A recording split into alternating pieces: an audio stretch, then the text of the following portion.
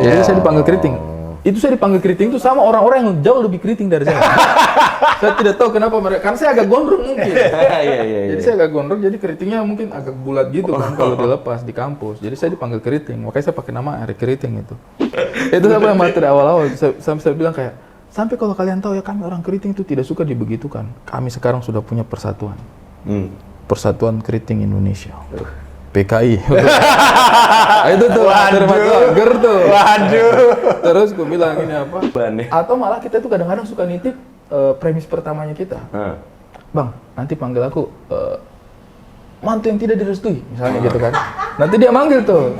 Ini orang mantu yang tidak direstui. Ada keriting. Gue kan premisnya lucu. udah bawa premis kan. Kayak wah, bisa ngata-ngatain MC. Jangan begitu, padahal kita ini tadi. Jangan begitulah, tapi memang ya saya ini masih berjuang. Ramen-ramen. Kita bikin lu peran utama sama Indah. Wis. Iya dong. Judulnya Ilmu Hitam. Korban ilmu hitam, korban ilmu hitam. Bisa, boleh tuh. Iya kan? Boleh deal? Ini ada. Saksi. Produser. Ya, produser dong. Produser. Bisa. Katanya mau jadi sutradara kan? Harus dari situ dulu. Iya, benar.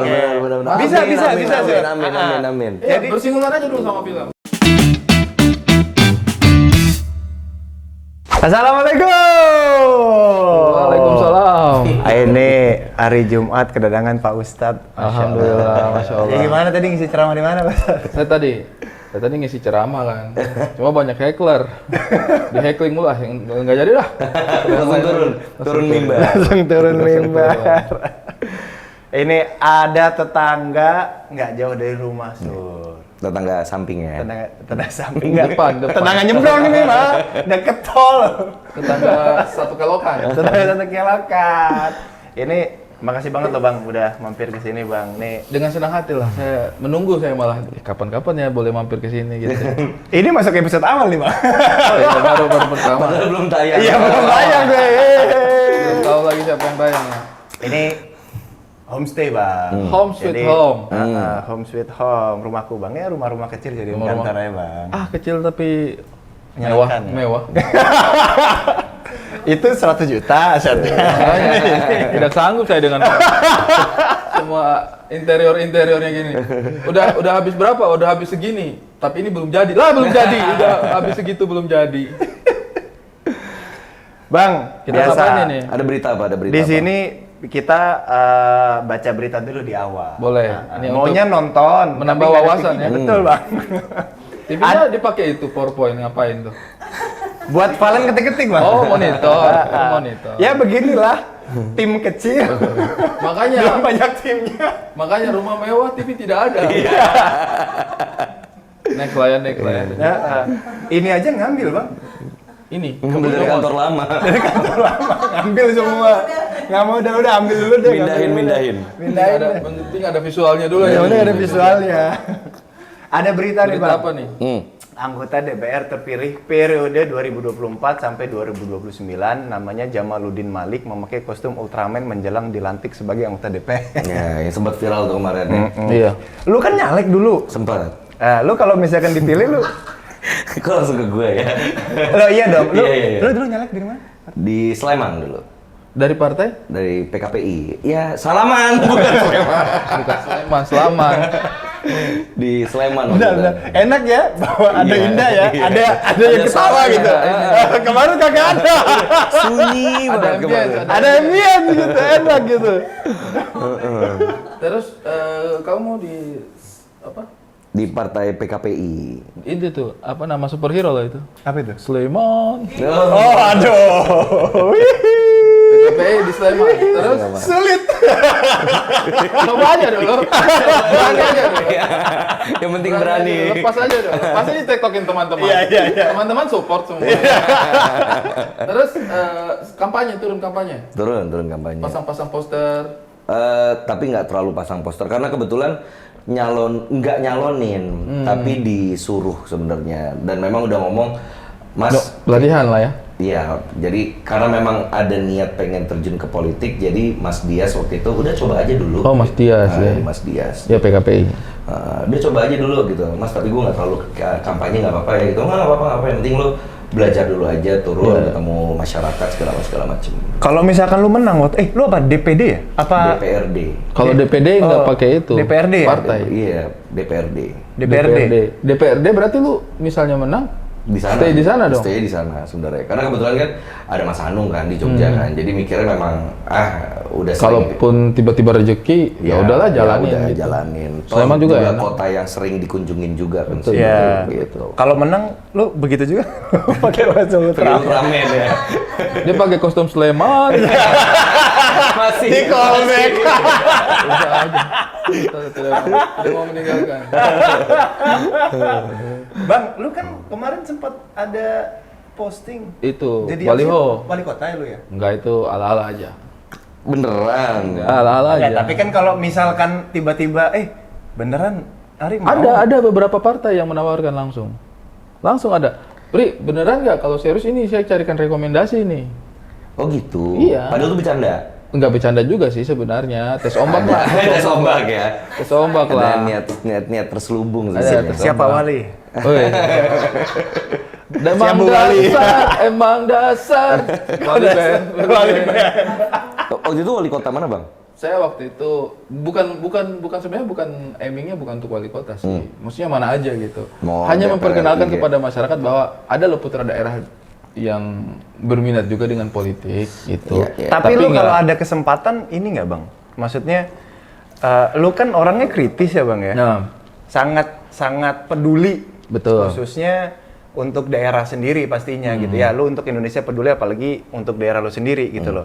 Ketika memang ya oke lah ada kesempatannya dari hati lu tuh ini nggak sih kalau misalkan lu ditunjuk gitu? Pengen. Lebih kepada karena menurutku Pengen supaya saya tuh kaya. pengen berkuasa. Mau nyari duit. Pengen berkuasa, pengen wah segala macam. Enggak sih. Kalau saya sih karena sebenarnya karena basicnya saya itu kan memang perencanaan kota.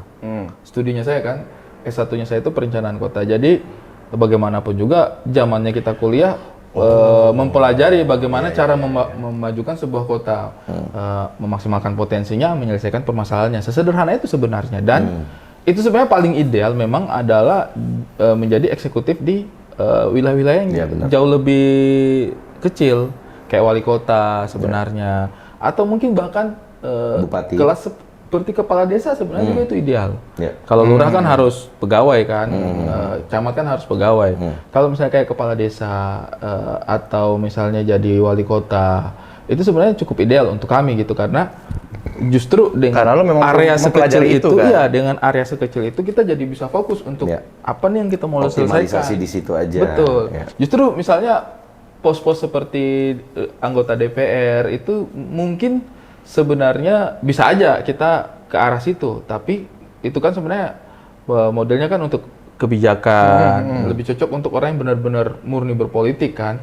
Tapi kalau saya itu sebenarnya sih memang impiannya sih justru posisi-posisi seperti wakil wali kota atau bupati. Karena lu membangun daerah itu Betul, kita kita sesuai bener. dengan apa yang lu pelajarin Bener. di kuliah Betul. dulu. Paling Kita nggak bisa secara menerapkan. teorinya udah paham kan Bang Ari Iya. kan, karena kuliahnya itu. Itu. Kumlot kan?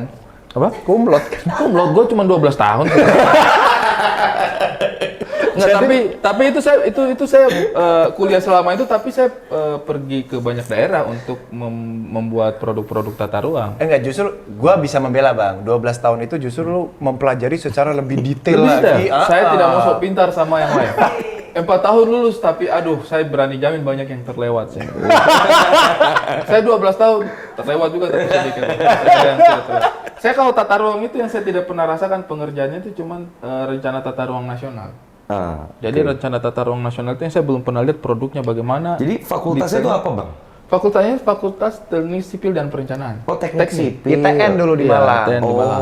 Kita sebelahan kan gue di Universitas Negeri Malang, Bang Ari di ITN. Itu cuman dilewatin sama perempatan si gura-gura. Iya, si gura-gura. Pokoknya nyebrang aja, tinggal nyebrang. Gura, oke. Kita mungkin akan ada momen di masa itu kita belum saling kenal, tapi mungkin kita pernah makan di tempat nasi padang yang sama. Iya. mungkin. Oh iya. Karena di depannya dia nasi padang, gue juga kalau makan biasanya ke situ nasi padang. Lu pernah makan ikana nggak sih? Pernah dong. Oh iya. Tidak mungkin tidak pernah makan di Ikana. Oh. Jadi Ikana itu memang warung makan Mahasiswa. kayak ya nasi goreng, ada Porsinya seafoodnya, gede-gede ada tapi. fuyung hai, tapi porsinya gede bisa Lu beli satu nasi goreng bisa buat 4 orang. Maksud sih? Iya. Harganya murah. Di sana. Memang buat mahasiswa lah itu berarti ya. Di Tapi- Malang murah-murah. Tapi biasanya kita pakai untuk ulang tahun itu. Oh iya. Iya kalau gua ya, kalau sama teman-teman. Gede banget Iya, karena misalnya Sekalian nih. undang teman 12. Nah, itu pesan nasi goreng 3. Udah ber-12 tuh. Iya, iya, Sama iya. lauk-lauk lah 2 Iya, iya, gitu, iya. sharing-sharing Biar gitu. hemat ya. Hemat. Hemat banget. Apaan itu per porsi? Ah, susah. Total kalau kita ulang tahun di Ikana itu waktu itu, kayaknya itu selisihnya tipis dengan kalau kita traktir di warteg-warteg biasa gitu. Jadi kayak ada gengsinya sedikit lah, wah Ikana nih. Padahal mah sebenarnya nggak semahal itu juga. Terus Bang, gue penasarannya, lu kenapa tidak melanjutkan di tata kota lo itu? Maksudnya pekerjaan lu Hampir saya itu stay dengan tata kota.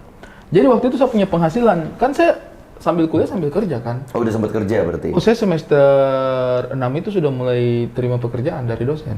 Oh. Udah mulai Kayak asdos gitu. Iya, udah mulai ngerasain. Bukan asdos, lebih kepada drafternya dia. per proyek berarti? Per project. Jadi dia punya project apa? Ri, bantu ngerjain ini dong. Mungkin kalau dari studi dilihat, oh udah bisa bikin peta nih, udah bisa bikin analisa. Dikasih tuh, udah kita kerjain. Awalnya dari PKL dulu kan, praktek kerja lapangan tuh. Kita ngerjain rencana tata ruang wilayah tuh sama rencana detail. Masuk tuh pekerjaan kita, dosen suka. Terus abis itu kita dikasih kerjaan yang lain biasanya tuh. Buat tambahan katanya, buat tambahan nih mau nggak buat tambahan? Udah kita kerjain. Nah dari tahun 2007 itu, saya semester 7 gitu, semester 6, semester 7, itu udah ngerjain project aja terus. Sampai lupa tuh kuliah. Loh, ngerjain proyek dari dosen? Iya. Iya. Tapi kuliahnya enggak. Enggak. Karena memang skemanya begitu. Jadi kayak misalnya kita kan wilayah kerja kita itu di Sulawesi, Kalimantan, Maluku, Papua. Oh justru keluar pulau? Iya, dan saya waktu itu nerima pekerjaannya itu per tempat yang saya belum pernah datangi. Oh. Misalnya saya dapat proyek Kalimantan, wah Kalimantan, mau Pak, berangkat saya ke Kalimantan, Oh. survei di sana, bikin pekerjaan apa segala macam. Biasanya 3 bulan stay di sana, 4 bulan gitu. Oh ya makanya jadi 12 tahun Iya, ya. terus Gede balik dibayar. lagi, gede. Makanya Nyaman sama pekerjaan itu. sampai berapa sih? Kalau boleh tahu? Di era itu. Di era itu ya. Berarti itu tahun berapa, Bang? Tahun 2007 lah ya, 2007, 2008, 2009, 2009. sampai 2012. Saya itu 2009 mulu dari dari 2007 sampai 2007 sampai 2012 itu yang saya aktif kerja. Sampai 2013 lah. Nah, 2013 kan saya sebenarnya sudah masuk TV kan. Iya, Udah ikut Ci. Kompas kan. Itu saya masih tetap kerja itu. Saya benar-benar resign itu mungkin sekitar September 2013. Padahal itu saya dari Januari itu sudah di Kompas TV, bolak-balik saya. Jadi saya syuting di Jakarta Senin sampai Rabu. Kamis saya balik ke Malang ngerjain pekerjaan kantoran sampai hari Minggu. Senin Tapi itu berangkat lagi. proyek base berarti ya? Apa masuk dari Senin sampai Jumat, jam kerja kantor Enggak, jam jadi saya 8? tuh punya kantor, tapi kita juga itu freelance sama proyek yang lain. Jadi kita boleh nyomot dari tempat lain. Nah, di total nih, awal saya kerja itu ya per bulan tuh dibayarnya itu 300.000 per bulan. Per bulan. Tapi itu untuk pekerjaan perkenalan gitu. Udah nggak apa-apa kita ambil tuh. Nah setelah sudah selesai, akhirnya masuknya per project. Per project itu mungkin kita bisa dapat lah itu. Oh gede banget. Belum. 350.000.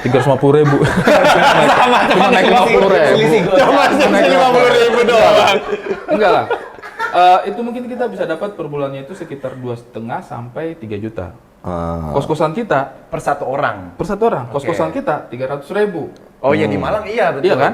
SPP kita per semester 800.000. Jadi kalau di total saya misalnya kerja 2.500.000 per bulan selama 6 bulan.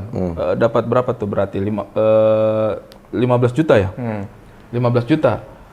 Semester cuma 800.000. Iya kan? Jadi saya itu kayak ringan aja nih bayar semester setiap bulan karena orang pekerjaan saya cukup 15 juta. Kan per semester kan, per Oh 6 per bulan semester kan? ya. Per 6 bulan kan Iya, 15 juta gitu. Iya. Itu dari satu project. Nah, saya itu waktu zaman kuliah punya kemampuan bikin animasi. Jadi kalau kamu lihat apa promo-promo perumahan yang gini. animasi, Ya, animasi. rumah-rumah ada pohon-pohonnya. Iya. Nah, itu pekerjaannya saya dulu tuh bikin itu. Itu Saya saya itu pekerjaan Kampus memang? Pekerjaan. Apa memang untuk hobi? Pekerjaan project, awalnya hobi. Oh, Awalnya hobi tuh. Nggak dipelajarin di Nggak tata dipelajarin kota. di kampus. Di tata kota tuh membuat visual itu sebenarnya nggak dipelajarin. Karena desain grafis tuh ya? Karena desain grafis. Saya Di belajar kafe, sama di anak kafe. arsitek malah. Oh, arsitek ya. Saya belajar sama anak arsitek tuh. Jadi di arsitek diajarin bikin rumah detail. Bisa tuh saya tuh bikin rumah detail, tapi kan kebutuhan tata kota kan nggak sedetail itu, nggak ada interiornya. Jadi saya bikin fasad luarnya aja tuh. Iya. Nah, fasad luar tapi banyak. Jadi kantor, masjid, sekolah. Untuk kesenangan sendiri itu ya? Iya, Hobi-hobi aja iya, ya? hobi-hobi aja gitu. Awalnya sih untuk pelengkap laporan. Oh. Lama-lama karena dia, cakep visualnya, bikinin sampai jadi animasi. Udah saya bikin animasi. Nah itu satu proyekan itu bisa dapatnya itu 8 sampai 10 juta. Oh, gede. Nah itu saya ngerjainnya itu mungkin sekitar paling mungkin sebulan setengah lah, paling lama tuh. Dari kosong tuh, dari kosong tuh paling lama sebulan setengah. Nah itu sebulan satu periode itu bisa dapat sekitar 3 sampai 4 pekerjaan animasi. Ya lumayan. Oh, Jadi 8 lumayan juta. banget. Oh, gede banget. Nah, untuk orang kantoran tuh lumayan banget pada masa itu saya gitu kayak. Jadi kayak mau ninggalin tempat kerja itu kayaknya malas. Sayang juga. Iya, karena saya dulu waktu itu kan bayaran stand up nggak segede itu. Memang sih kerjaan stand up 20 menit selesai. Tapi kan kalau di total juga pikiran kita kan kayak tidak mungkin lah saya stand up setiap hari gitu. Tidak mungkin gitu. Setiap akhir minggu saya Kalau stand up. mulai stand up-nya? Nah, saya mulai stand up itu 2011. Oh. Open mic tuh Surabaya. Dasarnya apa bang? Tiba-tiba pengen jadi stand up comedian. Gara-gara- apa referensinya apa nonton apa acara di luar atau gimana? Gara-gara kerjaan di kantor. Jadi saya ini sudah kerja di kantor, ini sudah kerja di kantor. Sering lawan. Enggak, nonton videonya Raditya Dika. Oh iya, waktu itu kan viral tuh. Viral tuh yang dia ngata-ngatain Smash, yang apa sih? Iya. Betapa hatiku Cenut. cenut. Nah, ngata-ngatain itu kan. Awal-awal berapa? 2011 kali? 2011. 2011 awal. Mungkin dia bikin video itu sekitar Mei apa Juni tuh 2011. Nonton kita di kosan, lucu, ketawa kan kayak anjir, kocak nih orang. Pas sampai di kantor, saya cerita lah, ada Raditya Dika bikin materi komedi lucu banget dia sendirian ngomel-ngomel. Terus sama orang kantor, mana videonya? Browsing lah di YouTube, iya kan? Browsing di YouTube, kebuka, nonton lah rame-rame tuh sama anak-anak, ketawa tuh dengan Raditya Dika. Nah di YouTube kan ada thumbnail situ yang di pilihan-pilihan video lainnya di video kiri lainnya. tuh, kalau udah selesai kan. Nah yang lain selesai nonton, saya klik yang berikutnya, muncul tuh Mo Sidik. Dengerin tuh ketawa-ketawa. Asep Suwaji, Rian Adriandi, Ernest Prakasa. Itu memang sudah jalan ya kehidupan dunia stand up comedy di Indonesia tuh memang udah jalan waktu itu ya? Lagi baru lahir. Oh baru lahir. Jadi yang saya nonton tuh stand up night pertama. Oh. Yang di Kemang. Terus ada satu yang di Bobber Cafe Bandung. Jadi itu salah satu video-video awal-awalnya stand up tuh Mo Sidik, Asep Suwaji, Radit. Nah, Ernest Prakasa itu yang rekam. Jadi saya dengar itu, ketawa-ketawa saya. Terus selama saya kerja itu, kerjaan saya itu akhirnya kan kalau kita bikin digital itu kan ada proses render kan. Jadi habis gambar, rendering itu tuh berjam-jam gitu. Iya. Terus kita nggak bisa lagi ngapain. pas bikin animasi itu ya? Iya, terus kita nggak ngapa-ngapain tuh kalau lagi ngerender gitu. Kadang-kadang bos kita bete tuh, kita di kantor kayak nggak ngapa-ngapain kayak. Iya. Kamu nggak ada lama kerjaan, ya kan masih ngerender. ngerender pak, komputernya dipakai buat ngerender kan. Udah, akhirnya komputernya saya pakai ngerender, pindah tuh di laptop atau komputernya teman, dengerin stand up. Habis tuh stand up yang Indonesia, muncul tuh yang luar negeri, Iya. Russell Peter, yang lain-lain itu kan, Chris Rock. Saya dengar semuanya. Siapa Satu-satu. yang biasa main sama The Rock itu? Kevin Hart. Kevin Hart tuh stand up juga kan? Iya, komedian tapi yang juga. paling mempengaruhi saya itu sebenarnya awal-awal tuh materinya Russell Peter. Russell Peter tuh yang Storytelling Iya, maksudnya. storytelling dan maksudnya dia ada background Indianya kan. Jadi kayak anjir. Dari logatnya juga udah lucu. Dari ya? logatnya juga udah lucu. Jadi itu menginspirasi saya untuk kayak saya bisa bikin versi Indonesia Timurnya ini sih. Keresahan-keresahan saya tentang Indonesia Timur, pengalaman-pengalaman saya dan hal-hal yang berkaitan dengan keluarga, teman-teman ini banyak juga tema-temanya saya gitu di Indonesia Timur. Itu tuh. Jadi saya dengar. Terus saya lihat itu ada kompetisinya stand up comedy Indo terus Di Malang. di Jakarta. Oh di Jakarta. Di Jakarta. Oh, belum suci itu ya? Belum. Terus di Metro, akhirnya nonton di Metro kan. Di Metro itu dibilang tuh ada komunitas-komunitasnya mulai bermunculan. Ku carilah di Twitter, di Malang Belum ada IG tuh. Belum ada IG, belum ada. Belum ada IG tuh, 2011 Twitter. belum ada. Saya ketik itu stand up Indo Malang. Stand up Kota Malang. Muncul tuh. Ada. Pokoknya stand up Indo Malang. Udah tuh, akhirnya saya daftar. Mas, saya mau coba ikut open mic dong. Saya ikut open mic dong. Oh boleh mas. Mereka baru bikin open mic pertama. Lu ikut? Nggak ikut. Oh, lu nonton dulu. Iya, saya ikut yang kedua. Oke. Open mic yang kedua. Sudah saya ikut itu yang open mic yang Lucu. kedua. Lucu. Oh. Itu tapi saya tulis materinya tuh hati-hati betul. Jadi boleh nggak gue pengen tahu masih ingat nggak lu salah satu Masih. materi yang lu bawain? Salah satu materi-materi awalnya saya itu adalah fakta bahwa kenapa kita orang timur yang rambutnya keriting. Kan saya dulu keriting. Di kampus dipanggilnya keriting. Oh, keriting. Makanya saya pakai nama Ari Keriting. Jadi saya dipanggil keriting. Itu saya dipanggil keriting itu sama orang-orang yang jauh lebih keriting dari saya. Saya tidak tahu kenapa mereka. Karena saya agak gondrong mungkin. Jadi saya agak gondrong, jadi keritingnya mungkin agak bulat gitu kan kalau dilepas di kampus. Jadi saya dipanggil keriting. Makanya saya pakai nama Ari Keriting itu. Dan nama Ari juga kan banyak kan. Tapi ya. Iya, biasanya nama Ari itu cukup umum lah untuk panggilan. Jadi untuk membedakan itu. Nah, materi pertama yang saya itu saya bilang, kita orang rambut keriting ini sering sekali didiskriminasi. Kadang disuruh sampoan dong, apa segala macam. Lihat mukanya Bang Ari udah kebayang lucunya. Iya. Itu apa yang materi awal-awal. Saya bilang kayak, sampai kalau kalian tahu ya kami orang keriting itu tidak suka dibegitukan. Kami sekarang sudah punya persatuan. Persatuan Keriting Indonesia. PKI. Itu tuh materi ger tuh. Waduh. Terus gue bilang ini apa? Tapi setelah disingkat ternyata tidak enak ya. Akhirnya kita ganti Persatuan Kribo Indonesia. Tetap PKI juga. Terus gue bilang dan kenapa orang keriting itu didiskriminasi? Menurut saya ini gara-gara iklan sampo. Karena iklan sampo itu selalu yang Rambutnya ditampilkan lurus. tuh rambutnya lurus. Tidak ada rambutnya orang keriting itu ditampilkan di iklan sampo gitu. Pasti yang lurus, lembut. Kalau misalnya kita orang keriting nyangkut gitu. Itu materi-materi pertamanya saya. Lucu. Nah, itu saya tampil itu kalau kamu tahu Ria Jenaka. Tahu. Cafe Ria Jenaka itu kan dia cukup kelas AB kan. Kelas AB kan itu yang nongkrong situ kelas AB karena Itu di situ stand up saya open mic. open mic pertama kali di situ. Pokoknya dia tuh kalau sekarang mungkin kelasnya kayak kopi-kopi 50 ribuan, 60 ribuan kan mungkin Starbucks atau apa gitu kan. Nah dia itu kelas AB gitu si Ria Jenaka ini. Jadi yang nonton itu sebenarnya yang cukup bonafit juga lah untuk kelasnya di Kota Malang pada saat itu ya. Jadi pas saya stand up diketawain sama orang-orang itu kayak Wah, ada gitu ya? Iya, ada kebanggaan tersendiri kayak Lu makin lucu. pede tuh. Pede ini saya kayak Iya. ibaratnya kan kalau teman-teman sendiri yang ketawa kan kita masih bisa cukup kayak mungkin karena teman kali ini ya, karena nyambung kali ya. Tapi kalau ini udah asing banget ini orang-orang yang datang ini jadi kayak tertawanya mereka itu benar-benar terpantik karena punchline-nya kita kan. Tapi itu saya turun, saya langsung cari obat lambung. Mual bro, mual. Itu saya pertama kali melakukan. Nervous. Saya itu demo sudah, orasi di panggung orang-orang demo begitu sudah.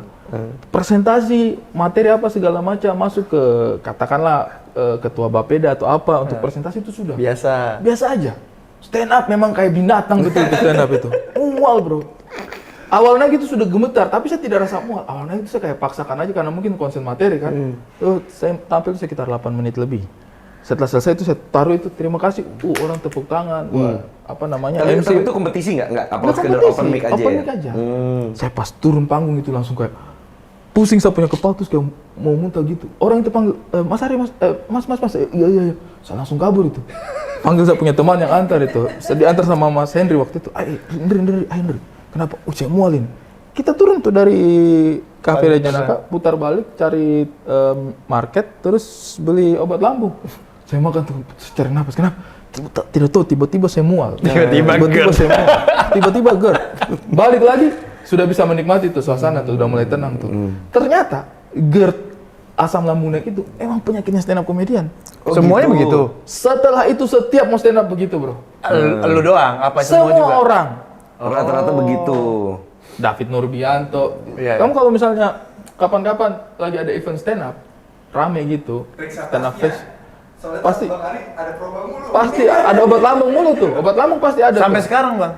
Sampai sekarang setiap kali stand up itu ternyata itu udah jadi cirinya orang kalau mau stand up itu mual. Lu kalau misalnya lagi ada stand up fest atau apa gitu, datangin backstage-nya deh.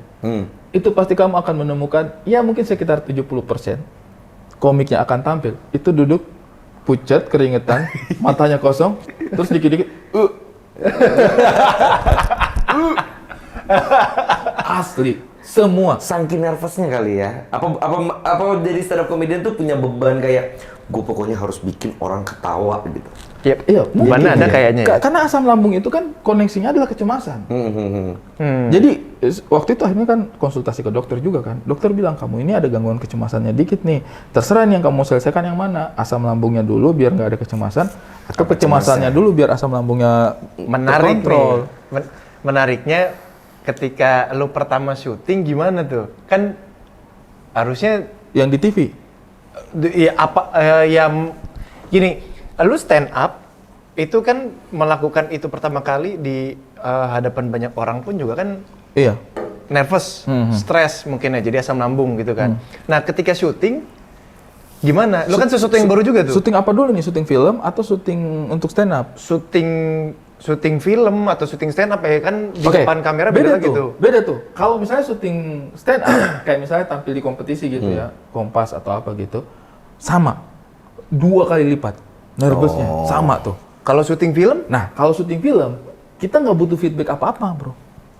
Oh iya. Cemasnya itu nggak sebanyak di stand up. Paham.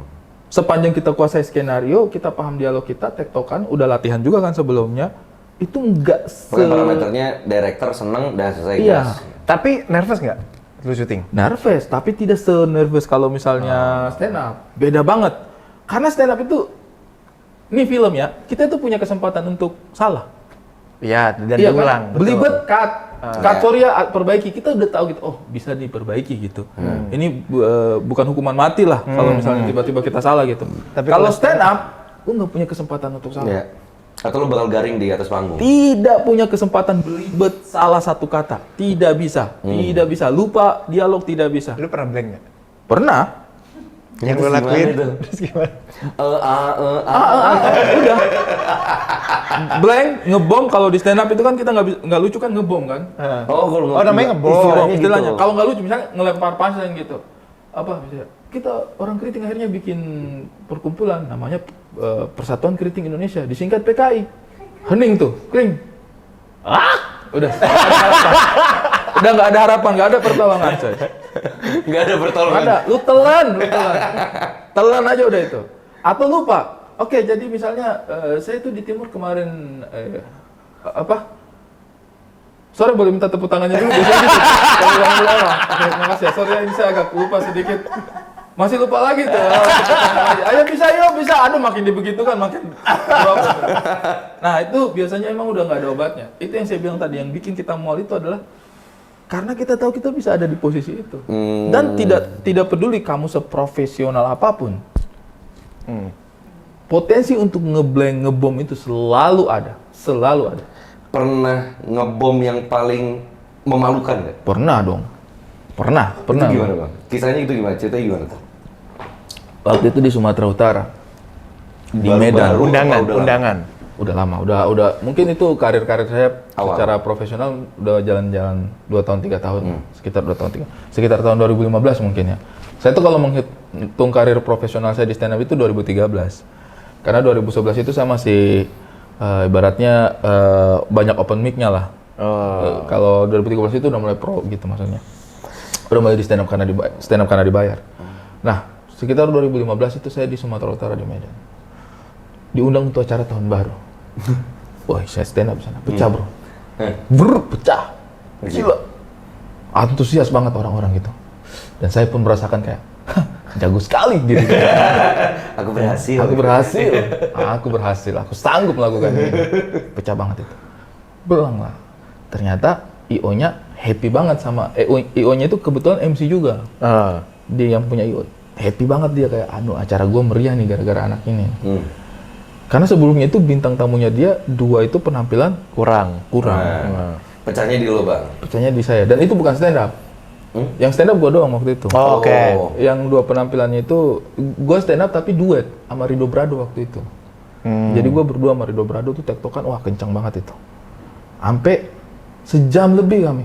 Dari yang tadinya kami itu hanya 30 menit, itu sejam lebih kami. Sampai perhitungan 3, 2, 1. MC-nya udah nggak mau naik, lah, lanjut aja mas, lanjut aja gitu. Karena udah meriah banget gitu. Harusnya kita tampil itu kayak 11:30 itu selesai. Nah kita 12-in tuh sampai 12:30 tuh. Pokoknya lama banget kita di atas panggung. Happy nih. Maret dia ada kan. Awal Maret tuh. Apa? Imlek. Kayak salah satu bagian dari perayaannya Imlek gitu. Tapi diundang lagi. Perusahaan yang punya. Wah, diundang lagi. Ke Sumatera Utara lagi. Ke Medan lagi kita. Dengan kepercayaan diri yang sama. Iya kan? Gua habisin lagi loh. Gua habisin lagi. MC-nya juga dengan kayak, sini bang, kita habisin lagi mereka. Sudah. Santai-santai di belakang panggung. Nah ini ya, komik itu, justru kalau ketika dia mual, dia suka. Ketika kita mual. Karena itu bikin kita waspada. Ketika kita cemas itu bikin kita waspada. Bikin kita hati-hati di atas panggung. Komik kalau mau tampil tapi tidak mual, itu justru bingung kayak, anjing kenapa gua nggak mual ya? Ada yang salah nih, firasatnya jadi buruk. Gua nggak mual. Gue ketawa-ketawa makan. Karena kemarin tahun baru gue pecah banget. Ngobrol sama IO-nya sama MC-nya. Santai. Mendekat saya tampil, teriaklah MC-nya. Kita akan dihibur oleh seorang komika yang intelektual, yang pandai memainkan. Gue di belakang sih duduk kayaknya ada yang salah dengan cara presentnya dia. Terlalu ngangkat nggak sih? Terlalu ngangkat nggak sih? Dia akan membuat perlu kita tertawa, tergelak-gelak, terbahak-bahak. Terpingkal-pingkal. Saya di belakang itu, dia tebelin terpingkal-pingkal, mengocok perut kita. Makin drop. Kayaknya anjing ada yang salah nih. Karena kita itu kalau di present MC, paling nggak bisa tuh MC-nya digituin. Oh diangkat-angkat tuh malah capek ngangkatnya, ekspektasi orang terlalu tinggi. Kita tuh paling suka tuh kalau, oke, berikutnya kita sambut penampilan seorang stand up komedian. Ini dia berita pertama panggung untuk Ari Kriting. Segitu aja. Simple banget. Sehingga ekspektasi orang itu tidak terbentuk. Jadi beban ya. Atau malah kita tuh kadang-kadang suka nitip premis pertamanya kita. Bang, nanti panggil aku mantu yang tidak direstui, misalnya gitu kan. Nanti dia manggil tuh. Ini dia seorang mantu yang tidak direstui, Ari Kriting. Gue kan udah bawa premis kan, gimana kayak, wah, bisa ngata-ngatain MC. Jangan begitu, padahal kita ini ditanya. Jangan begitulah, tapi memang ya saya ini masih berjuang. Biasanya begitu. Tapi ketika dia bilang, seorang yang akan mengocok perut Anda, beban. Betul bro, saya naik. Tidak ada tawa dari awal sampai akhir. Masa? Tidak ada. Gelak-gelak tipis yang kayak hehe. Yang kayak wah, mau tepuk tangannya. 3 menit pertama itu masih ada hehe. 3 menit doang. Kan orang nggak mungkin sampai 20 menit. Lama-lama makan, cerita gitu, bro.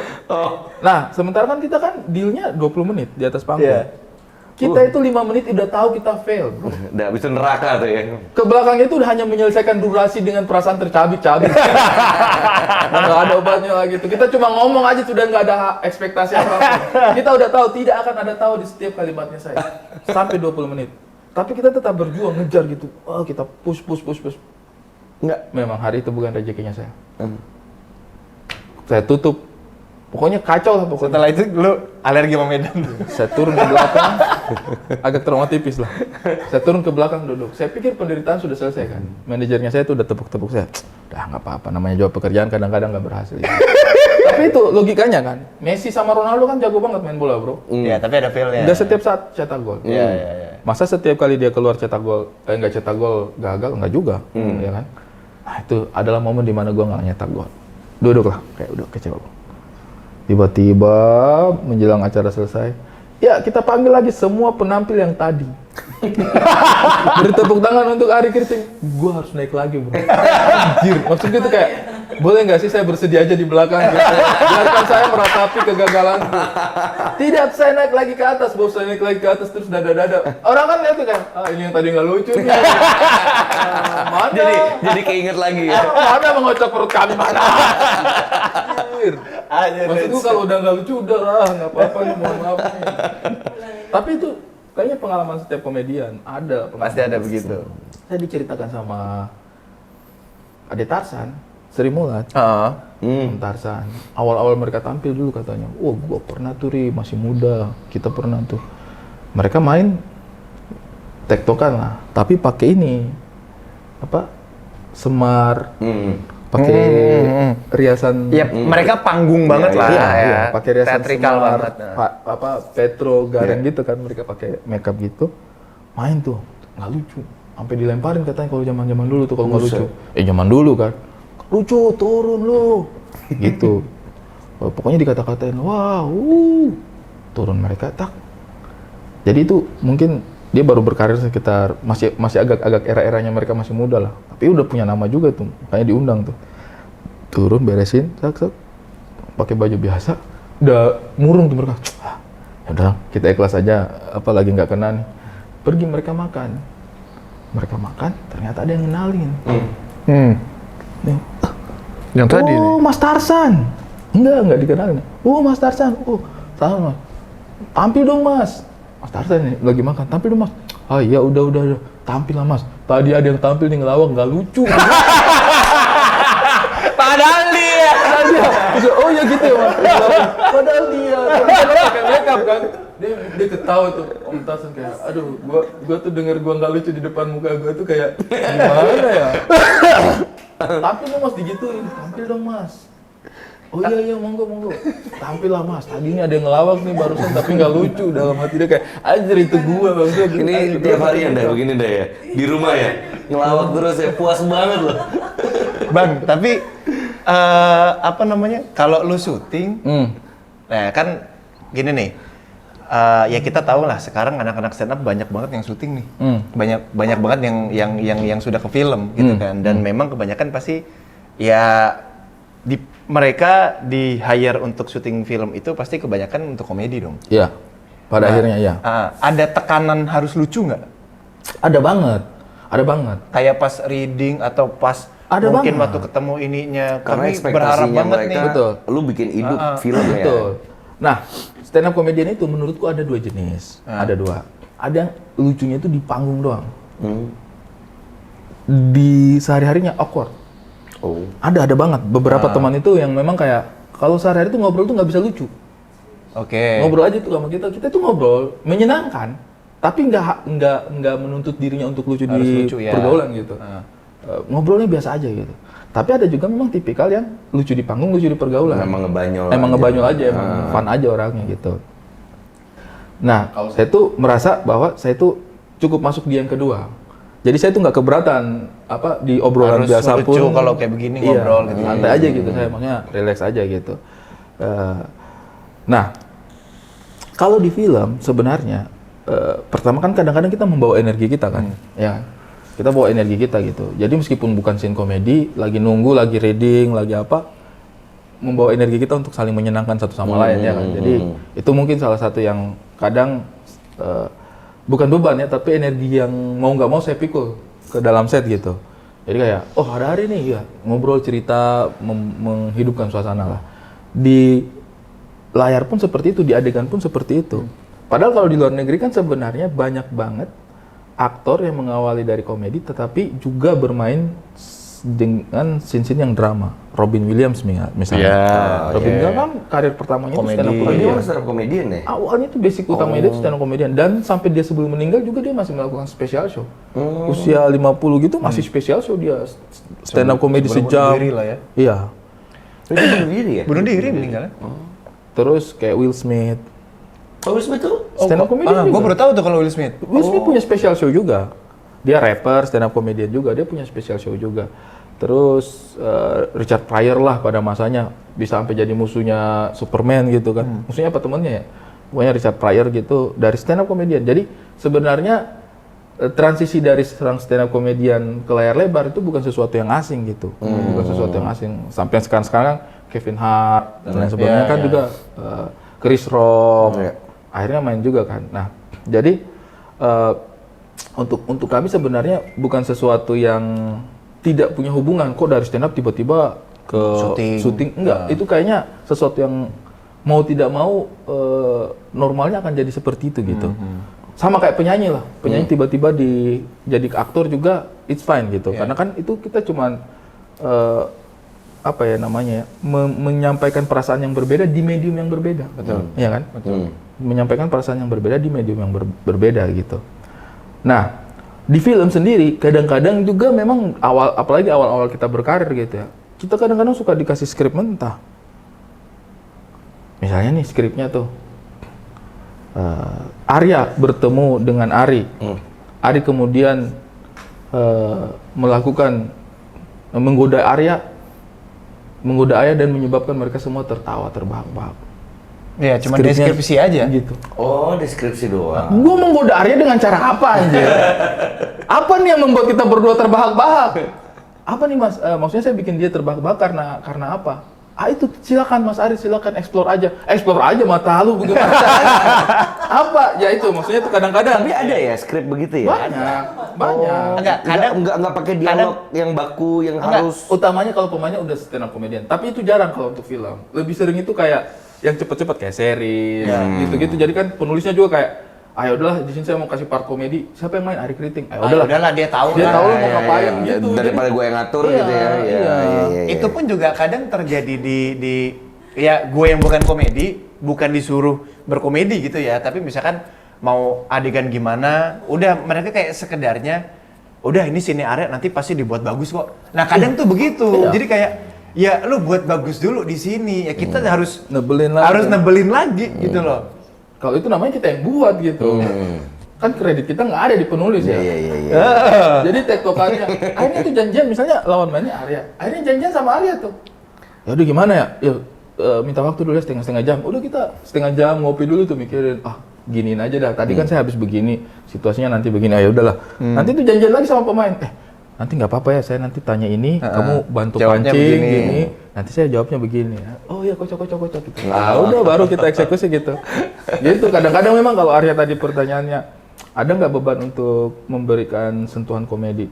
Kalau film komedi, otomatis kita pikul beban itu. Kalau filmnya udah ada mood komedinya, pasti. Kecuali kalau misalnya dibilang, Ri, ini kita pure drama, adegannya kamu drama, kamu gak usah melucu sama sekali. Wah, itu kita senang sekali itu. Oh gitu malah? Iya dong, karena kan akhirnya kita bisa mengeksplor sisi lain. Iya, betul. Ngelawak kan hari-hari lah ya, maksudnya untuk makanan kita gitu. Yuda pernah bilang sama gua, Sur, dia manggil gua Mansur. Sur. Gua nggak mau manggil gua Sar gitu. Jadi biar beda aja. Jadi dia nanya, kalau jadi sutradara tuh gimana sih? Gue pingin deh. Apa dia itu minta atau dia itu gimana? Nah, lu jadi jadi ini biar lu tanya jadi sutradara itu gimana gitu. Maksudnya lewat jalur yang mana? Karena nih setahu gua ya, Joko Anwar itu sekolahnya bukan di sekolah film. Iya. Angga Sasongko bukan sekolah film. Oh, okay. Banyak orang yang bukan sekolah film tapi jadi director gitu loh. Karena punya sense-nya lah gitu loh. Nah, gimana untuk step ke dalam situ pertama kali? Oke. Pertama, saya belum belum masih pancel udah ketawa, premis saya belum. Udah ketawa. Jadi ada banyak step untuk menjadi sutradara. Tapi kalau untuk saya pribadi, pegangan awalnya sutradara itu dari manapun dia berasal, kemampuan untuk memahami storytelling, kemampuan untuk memahami cerita, dan pada akhirnya merepresentasikan cerita itu ke banyak orang gitu, ke visual. Misalnya nih, analoginya lah kayak mau jadi koki, ya kan? Sebelum dia mempresentasikan masakannya yang ini, pastikan dia harus mengetahui dulu bahwa rasa ikan goreng yang enak itu begini, ya kan? Di kepalanya kan dia harus memahami rasa ikan goreng yang enak itu begini. Kemudian mungkin dia belajar dari sumber-sumber tertentu bagaimana cara menggoreng ikan yang ideal. Setelah dia tahu cara menggoreng ikan yang ideal, dia menggorenglah ikannya sendiri gitu. Menggoreng ikannya sendiri, kemudian menyajikan ke orang. Ini nih ikan goreng itu enak nih, rasanya kayak begini, ya kan? Kemudian orang menikmati. Nah, analoginya kayak gitulah. Film pun seperti itu. Sebelum kita membuat film, kita tuh harus memahami dulu storytelling yang bagus itu seperti apa. Nah, itu pasti tidak terjadi serta-merta. Pasti itu berkaitan dengan perjalanan kita ke belakang itu seperti apa. Apakah di masa kecil kita suka nonton film? Apakah kita menonton itu salah satu menurutku cara kita memahami storytelling gitu. Setuju. Ketika kita nonton film dari awal sampai akhir dan kita, aduh bagus banget. Terus kita tuh kayak nggak monoton dengan satu genre.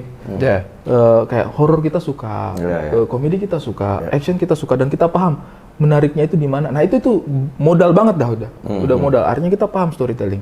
Kemudian mungkin kita menceritakan kepada teman, ya kan? Pada saat kecil menceritakan lagi. Yang kita tonton. Kemarin saya kelewat tuh Satria Baja Hitam yang episode kemarin, gimana sih? Nah kita ceritakan tuh. Ini dia datang. Kamu tahu kan dia bawa senjatanya gitu. Nah ketika dia kebayang dan dia terbayang tuh apa cerita kita seperti ini visualnya, itu tuh modal juga tuh.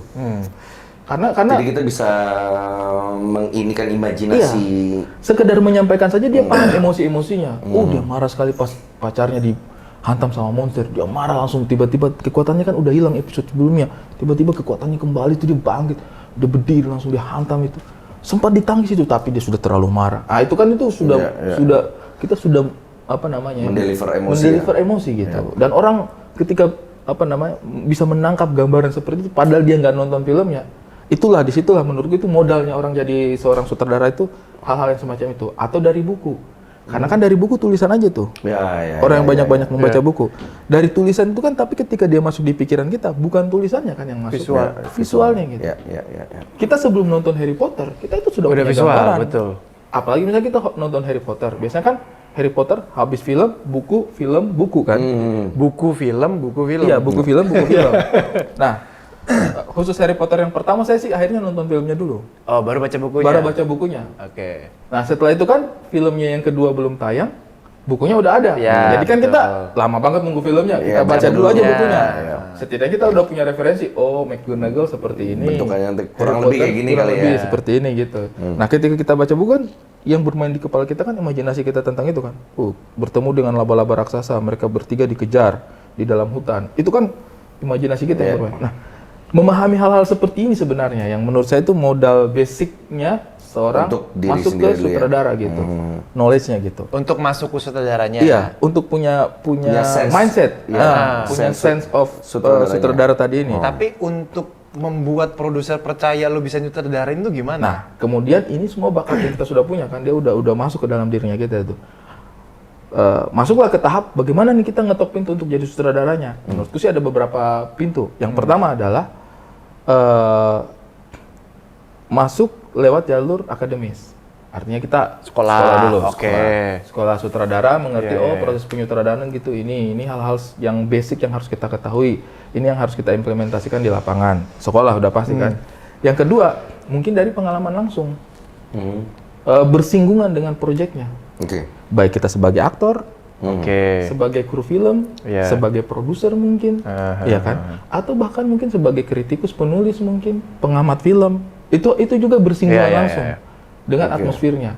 Sehingga ketika kita datang, kan kita mau nulis tentang review film. Awalnya mungkin kita hanya menulis perasaannya, tapi lama-lama kan kita kayak, ini kenapa aku merasa ini ya? Kita cari literaturnya. Gara-gara pergerakan kameranya begini. Nah, itu kan menambah pengetahuan kita ketika kita menulis gitu. Dengan pergerakan kamera yang dinamis, film ini berhasil mendelivery adegan fighting yang cukup menggugah selera gitu misalnya. Nah, itu kan akhirnya kita masuk berkenalan dengan teknisnya gitu. Nah, kalau saya pribadi sih masuknya itu memang lewat pengalaman. Lewat main. Awalnya itu main film dulu kan, diajak main, mau gitu. Terus lihat tuh, prosesnya syuting seperti ini. Sutradaranya ngerjainnya ini. Kemudian akhirnya diajak jadi komedi konsultan. Jadi step by step. Warkop, saya tuh Warkop, Gila Lundro, terus Susah Sinyal, Ngenes, itu saya komedi konsultan. Jadi benar-benar duduk di samping sutradara, pekerjaannya saya gitu. Jadi apa yang sutradara kerjakan, bahkan di beberapa film saya itu dengan reki, cari lokasi, ikut semua, akhirnya gitu. Karena sutradaranya minta ditemenin, kita mau pakai kostumnya yang lucu-lucu nih, coba tambahin dong, input dong. Jadi itu kesempatan untuk saya.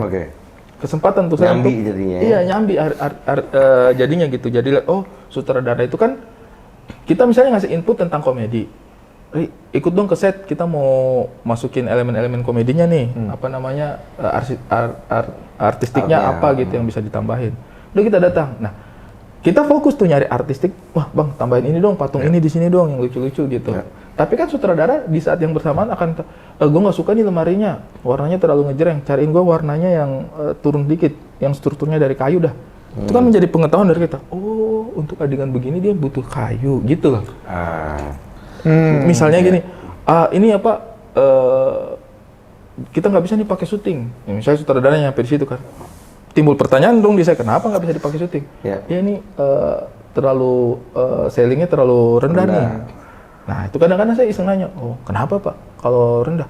Iya Ri, soalnya kan gua butuh lampunya itu agak dari top light. Nah top lightnya ini kalau udah ada lampu, pasti headroomnya udah nggak nyampe gitu. Nah begitu. Jadi itu knowledge yang kemudian diserap secara alami gitu ketika kita benar-benar bersinggungan dengan proyeknya. Habis itu masuklah saya ke tahap penulisan, ditawarin nulis lagi, diajak nulis lagi gitu. Sempat dulu saya nulis sama Mbak Gina. Berarti nulis ini Bang Aris sendiri nulis atau bantu? Atau ada bantuan gitu? Ada yang saya barengan nulis, ada yang habis itu mandiri. Awalnya saya barengan. Karena belum ada knowledge gimana cara nulis yang benar. Udah. Jadi sebelum itu kita itu ikut beberapa pelatihan gitu. Kita baca buku juga. Terus Ernest Prakasa waktu itu kan, Ernest sempat bikin pelatihan cara menulis kan. Jadi udah kita cara menulis gini, struktur begini, insert dialog seperti ini, atribut-atributnya interior, daylight, nightnya itu seperti ini, pengertiannya gitu. Jadi kayak strukturnya naskah itu inilah pokoknya. Cara membangun dinamika cerita itu seperti ini. Nah ini yang kemudian kita bawa gitu. Diajaklah kita nulis. Pertama duet tuh. Saya nulis waktu itu pernah duet sama Bene. Pernah juga duet sama ada teman penulis di Malang. Nggak sendiri lah. Nggak sendiri. Abis itu saya diajak nulis juga sama Mas Riri Riza, Mbak Mira Lesmana sama Gina Esnur tuh. Yang mana? Itu saya senang banget itu. Yang mana? Kulari ke Pantai. Kulari ke Pantai. Nah, itu tuh salah satu momen juga pengalamannya saya belajar gitu. Jadi saya lihat, cara nulisnya Mas Riri, Mbak Gina, detail-detailnya Mbak Gina tuh. Pengen berenang kulari ke pantai. Iya, kulari ke pantai. Dia itu dari yang kulari ke pantai kemudian teriaku. Bukan itu. Tapi itu salah satu source-nya kenapa dipakai itu. Karena kalimatnya itu memorable banget. Memorable banget gitu. Nah, itu akhirnya belajar banyaknya dari situ. Habis itu mulai tuh dikasih kepercayaan untuk bikin series. Nulis sendiri? Belum, nulis dan ngedirect di series. Oh, yang Cektok Sebelah? Cektok Sebelah. Oke. Cektok Sebelah. Itu tayang di?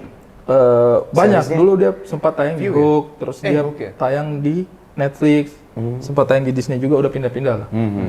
Itu bro, pertama kalinya saya duduk mandiri di bangku sutradara, saya mutusin ini udah cukup apa belum. Keringat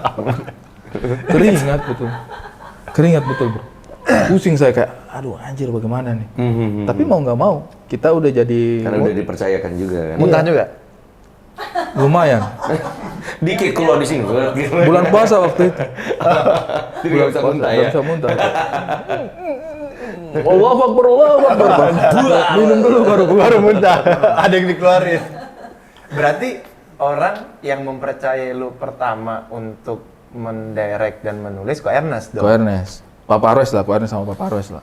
Oke, yang membukakan ruang itu. Iya. Tapi sebelumnya lu itu sudah ada jalannya dulu, sudah melakukan yang dari bawah dulu lah. Iya, betul. Nggak langsung ujuk-ujuk tiba-tiba udah Ari Kriting aja, tapi syuting belum, jadi aktor belum, di lapangan belum gitu. Tahun 2015 itu saya 2 kali dapat tawaran sutradara.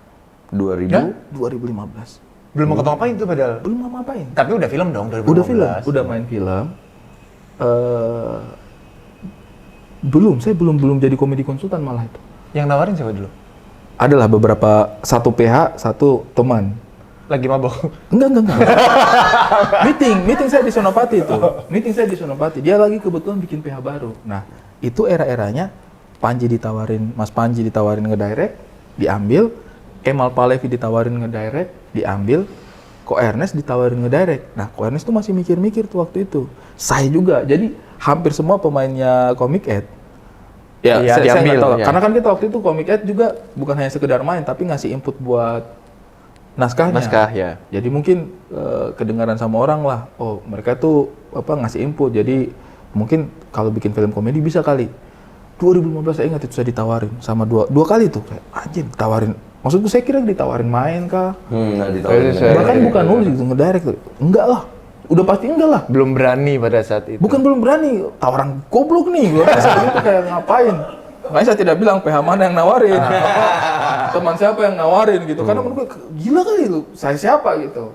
Sadar diri itu penting bro. Masih pengen sekarang? Masih. Nah itu saya bilang, saya tidak bisa. Sini ya Bang? Terus dikasih tahu kan, ini aja ngambil tuh, ini bentar lagi ngambil. Oh, Kemal aja ngambil. Dalam hatiku, lah Kemal kan memang sekolah film. Dia anak IKJ gitu. Akhirnya Kemal ngambil? Memang ngambil dia. Kemal tuh udah ngedirect beberapa kali tuh. Enggak, itu berarti itu film pertamanya Kemal? Kalau nggak salah ya, Tak Kemal Maka Tak Sayang atau apa gitu. Nona main tuh. Oh iya, coba kita lihat ininya. Siapa tuh PH-nya? Oh bukan PH yang itu. Bukan, tapi yang nawarin saya bukan PH yang itu. Oh bukan PH itu. Karena justru dia dengar PH yang itu ngambil Kemal, ya kayaknya bisa dah ngambil Ari. Dalam hati enggak, Kemal sekolah, saya nggak sekolah gitu. Jadi kayak, ini saya nggak berani deh. Nah, Tapi Tak Kemal Maka Tak Sayang itu ada bukunya kan? Ada bukunya iya, sih? mungkin nggak tahu ya. Gue kayaknya Mungkin. tahu deh. Dulu gue pernah syuting sama Kemal. Gue nggak tahu dia stand up comedy. Dulu syuting FTV. Gue tuh ada 3 Bujang Alay dulu. Nah Kemal itu ikut syuting yang kedua waktu itu. Nah gue nggak tahu tuh Kemal Palevi siapa nih gitu loh. Karena waktu itu gue gue baru ngikutin stand up. Itu baru stand up lu.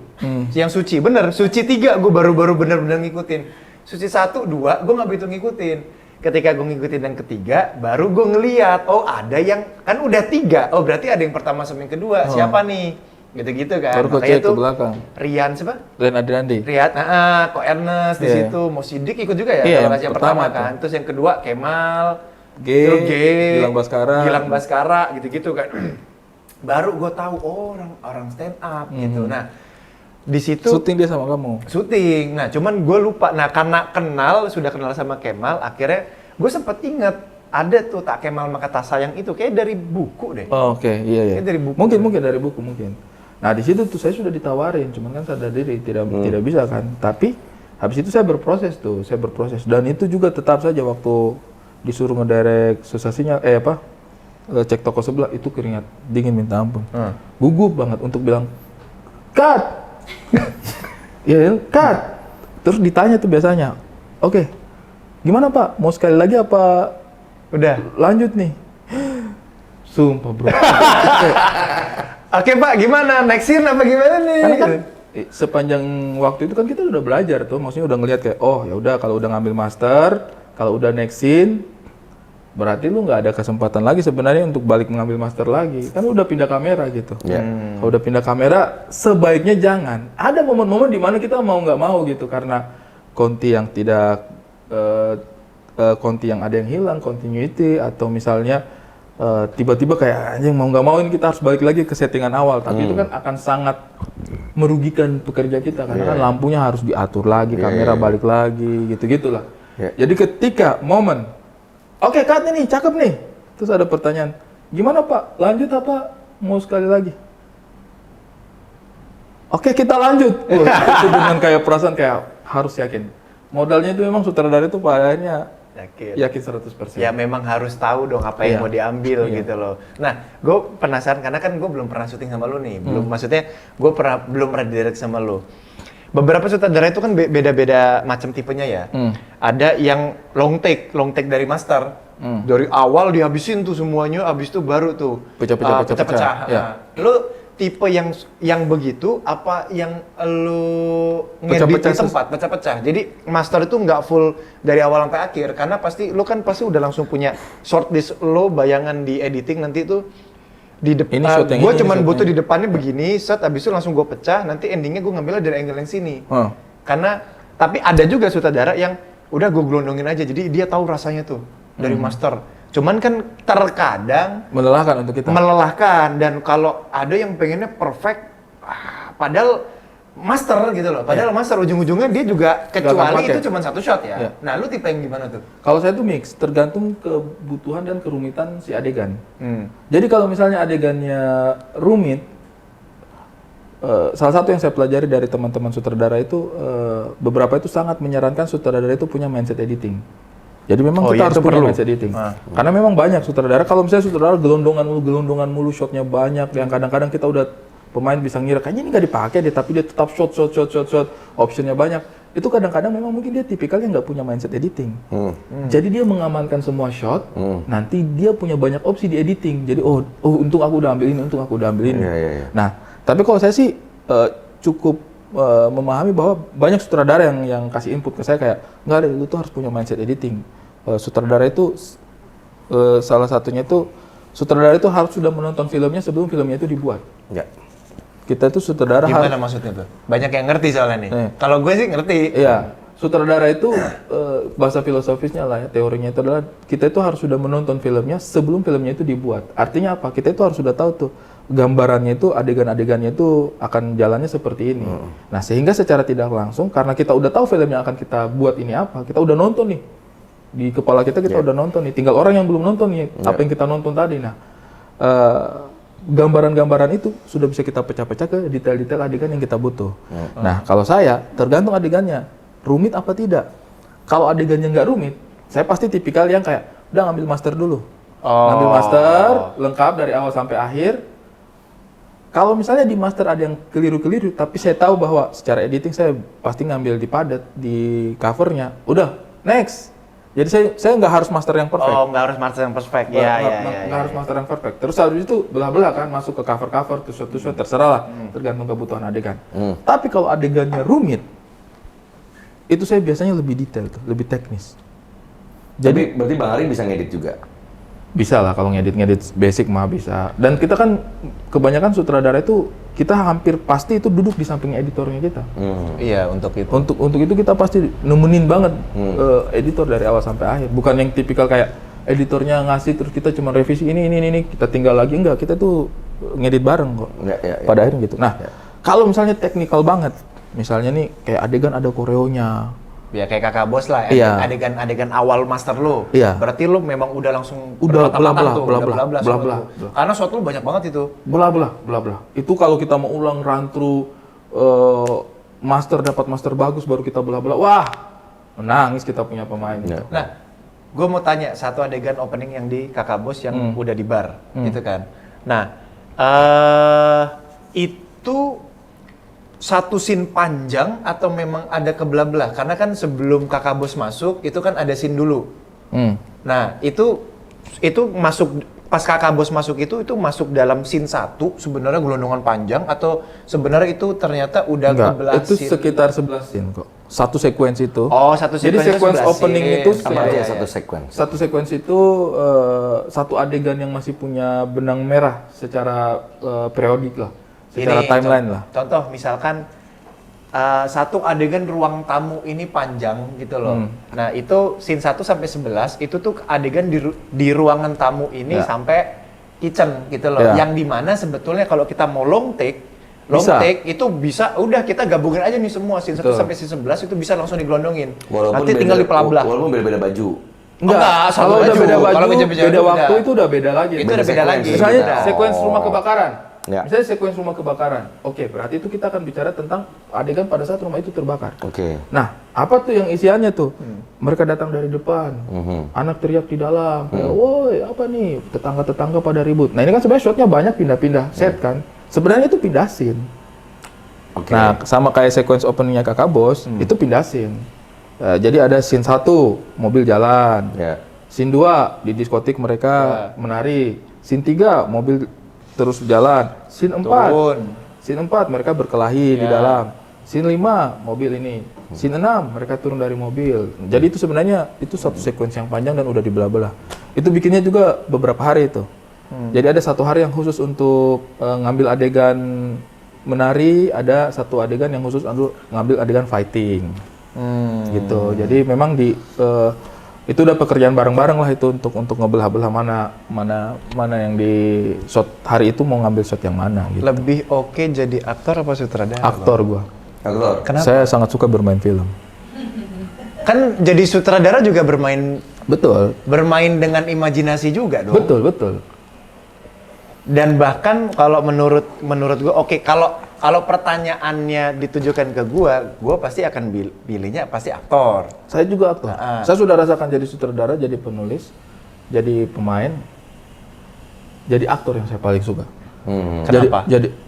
Jadi aktor itu menghidupkan karakter, menyampaikan dialog-dialog. Itu tuh kayak menjadi manusianya sebuah film itu tuh sesuatu yang berbeda tuh. Saya menyukai menjadi sutradara. Cuman menurutku sutradara itu loadnya terlalu besar. Loadnya, ngurusin semua orang, ngurusin semua orang, semua elemen kita harus perhatikan. Belum lagi ke atas juga ya. Dan pekerjaannya itu dari sebelum, pada saat syuting, setelah syuting, setelah tayang itu kita masih kerja terus gitu. Panjang banget timeline-nya untuk mengerjakan itu. Jadi kayak energinya itu besar. Betul, memang itu ada kenikmatan syuting sama post production ya. Nah, pada saat menulis itu kan kita sudah berimajinasi, kemudian kita menyiapkan menuju imajinasinya kita terwujud, kemudian kita wujudkan dalam adegan, kemudian kita jahit, edit dan lain sebagainya, kasih nambahin musik, ya kan? Itu tuh panjang banget timeline untuk mengerjakan itu tuh. Dan saya itu jadinya harus memasuki kepalanya semua orang kan.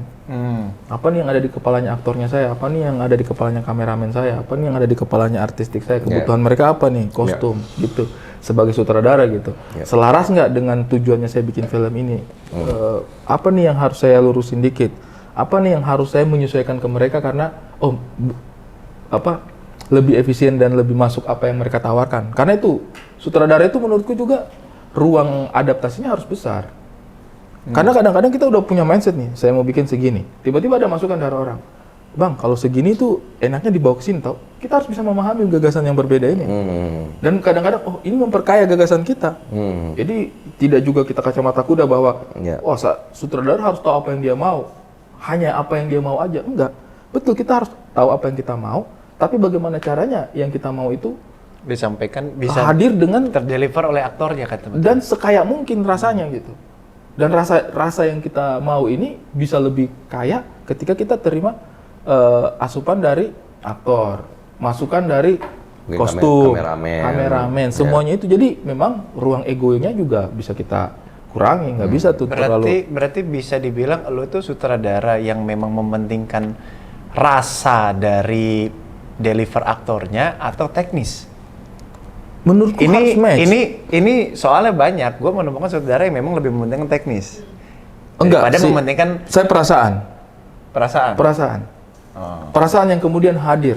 Teknis itu menurutku akan menjadi pendukung. Kalau misalnya teknisnya itu ngalahin rasa yang ada, ngapain? Misalnya nih rasa takut. Sebenarnya mungkin rasa takutnya cukup kameranya nekan aja mungkin oke. Tapi kalau misalnya kamera tung terlalu banyak dan maksudnya ngapain gitu? Memang sih kayak tegang banget tapi kayak too much gitu. Berarti gini, ketika lo mementingkan rasa, berarti ketika ada satu pemain lo yang tidak lo belum menemukan rasanya belum ini, berarti lo bisa mengulang-ulang terus dong? Mungkin. Tapi itu jarang. Manajemen waktu. Feel-nya belum kena gitu. Jarang. Itu menurutku adalah ketika itu terjadi take berkali-kali, itu artinya dia tidak matang pada saat reading. Ya betul, setuju. Atau aktornya rese aja. Tidak sesuai dengan yang kita latihan, bisa kan? Tiba-tiba dia kepikiran, kayaknya begini lebih seru. Enggak seru, udah bagus kemarin kita latihan tuh. Bagusin aja. Kecuali kalau kita nggak pernah latihan gitu. Nah jadi saya tuh sebenarnya sangat menekankan reading itu harus punya waktu yang proper. Sehingga kita aktor dan sutradara dan kameramen semua sudah sepakat apa yang kita mau bikin. Itulah gunanya reading berarti. Iya, energi persiapan tuh lebih butuh. Ya. Syuting itu harusnya adalah mengeksekusi semua persiapannya kita. Sehingga kita tidak perlu menyiapkan hal yang baru lagi pada saat syuting. Itu gunanya reading. Makanya kalau misalkan kalau lo reading udah nggak bisa diganggu deh pokoknya ya. Nggak bisa gua. Udah karena kayak udah syuting tapi belum syuting gitu kan. Iya. Malah gua kalau abis reading itu gua nggak tahu ya, beberapa orang tuh ada kalau gua tahu, tapi kan gua nggak tahu kalau di rumahnya ya. Tapi kalau dia tuh selalu ada beberapa yang gua tanya, lu abis reading lu coba dalemin lagi nggak di rumah ya kan? Udah waktu pas reading. Kalau gua nggak bisa tuh di rumah, pasti gua kulik semua karena kalau gua tipe orang yang nyicil. Jadi meskipun gua belum deal bang, gue baru ditawarin, mau nggak ya ini apa? Oke. Apa namanya? Gue baca bla bla bla. Oke. Terus gue bilang, oke, gue suka nih. Kan ada proses selanjutnya tuh, proses kita dealing, ya kan? meskipun belum dealing, gue orang yang udah nyicil. Oh karakternya begini nih. Gue nyicil dulu tuh, gue buat manusianya karena gue sukanya sama seni peran. Gue sebagai seorang pemain, sebagai seorang aktor ya penyebutannya gitu kan. Gue itu suka senengnya itu adalah gue bisa berkenalan dengan manusia-manusia baru lagi. Jadi dari yang susah jadi aktor itu adalah membuat manusia yang bener tuh seperti apa. Orang percaya manusianya ada, gitu loh. Itu yang susah. Iya, itu yang susah. Buat orang percaya ini manusianya ada gitu. Dan itu yang susah tuh. Karena acting itu kan gak ada teorinya. Ada teorinya, tapi maksudnya untuk di film ini apa yang kita melakukan? Enggak, kita harus membawa knowledge-nya kita itu ke sesuatu entitas yang baru. Iya kan?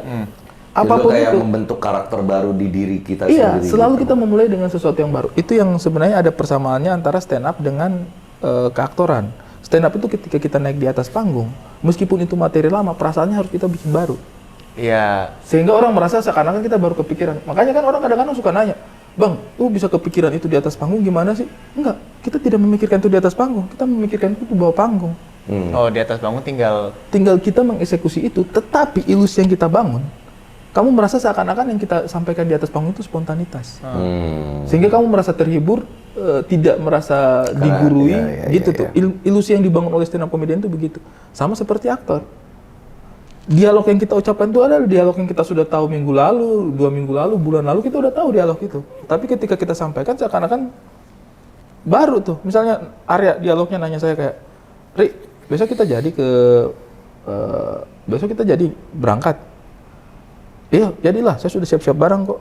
Ini kita udah latihan 2 bulan gitu. Tapi ketika dia nanya kan saya kayak, kenapa? Itu kan harus ada gestur-gestur kayak seakan-akan baru dialog itu terjadi. Ya. Makanya konsepnya kan kayak dialog itu dihafal untuk dilupakan.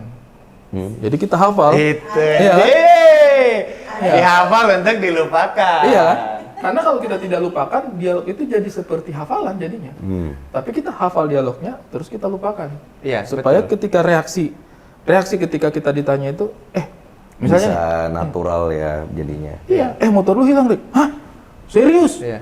Itu kita sudah dengar berkali-kali dia nanya. Ini adegannya nanti Arya nanya, Rik, motor lu hilang. Nah, kita sudah hafal tuh, tapi kita harus lupa. Supaya ketika dia tanya itu, efek yang kita rasakan itu kayak, hah? Nah, itu harus dikit lah tipis-tipis ya. Gini, Sir. Reaksi bertemu dengan reaksi. Iya. Gitu loh. Iya. Ketika gua ngambil ini dan ini tumpah, kalian kan pasti bereaksi. Nah, kalian bereaksi, gue juga bereaksi. Bereaksi dengan kaget kalian, bereaksi dengan ini yang tumpah. Iya. Otomatis otak ini bergerak ketika ini misalkan tumpah ngadepnya ke sini, preng, kalian bereaksi. Sorry. Nah, ada tangan yang di sini, ada tangan yang megang lari. Lu kayak sorry gua tuh enak. Kayak aneh banget itu, jadi aneh banget. Kita harus melatih itu, jangan. Makanya butuh latihan. Takutnya responnya kaget tuh. Oke, Bang. Tapi itu tuh salah satu yang menurutku aksi-aksi yang tadi dijelaskan sama Arya tadi ini, itu salah satu yang dilatih untuk dilupakan juga. Sehingga itu yang kadang-kadang kita lihat natural betul. Kenapa dia terasa kayak natural betul? Karena mereka mampu tuh menjaga kombinasi itu, komposisi itu. Tapi kadang-kadang kita rasa kayak, kok kayaknya dia udah tahu deh. Kan rasanya akan beda tuh. Jadi kalau menurut saya sih, karena formulanya nggak ada acting yang bagus itu bagaimana? Formulanya nggak ada tuh. Nggak ada formulanya acting yang bagus. Karena apa? Setiap kamu masuk cerita yang baru, menjadi karakter yang baru, kamu harus melakukan sesuatu yang berbeda. Nggak bisa kamu pakai yang kayak kemarin. Actingmu yang kemarin tuh nggak bisa. Sikap-sikapmu pasti kamu adjust lagi gitu. Misalnya saya jadi orang Sumba, caranya saya bersikap dengan ketika sekarang kamu jadi orang Papua, itu akan berbeda. Kamu kemarin orang yang tidak sekolah, sekarang kamu orang yang bersekolah, sikapnya pasti akan jauh berbeda gitu. Dan tidak ada formula kayak bagaimana menjadi karakter acting karyawan yang bagus. Gimana karyawan yang bagus? Enggak, kita akan bereaksi sesuai dengan kebutuhan naskahnya aja gitu.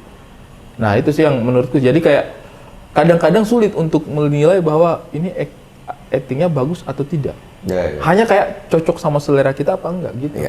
Karena kadang-kadang acting yang dia tawarkan menurut kita kayak dia kayak too much ya. Padahal mungkin di matanya orang lain, enggak itu bagus banget itu. Iya. Berasa gitu energi yang dia sampaikan. Jadi kayak seni itu sedemikian bergantung pada subjektivitas seseorang gitu. Kompleks juga ya. Tidak mungkin kita punya objektivitas untuk bahwa enggak kok saya menilainya objektif, enggak. Itu sangat bergantung sama perasaannya kamu. Iya. Nonton film saat ngantuk dengan saat seger aja udah beda rasanya. Iya. Iya, beda. Iya kan? Betul. Lu nonton jam 9 malam udah agak ngantuk pulang kerja, yang bosan banget film. Nah. Bisa jadi gitu. Padahal mungkin orang yang nonton film yang sama di jam 4 sore dia kayak bersemangat pesan makan masuk terus kayak Iya. seru banget gitu. Iya. Karena ada faktor internalnya dia sendiri juga yang bereaksi gitu. Nonton film di bioskop sama lu nonton film di TV beda. Beda Iya, lagi iya, rasanya iya, gitu. iya. Mediumnya Karena beda lagi. iya betul, ada sound yang besar, ada wah itu jadi adrenalinnya juga wah gini keren ya gitu kan.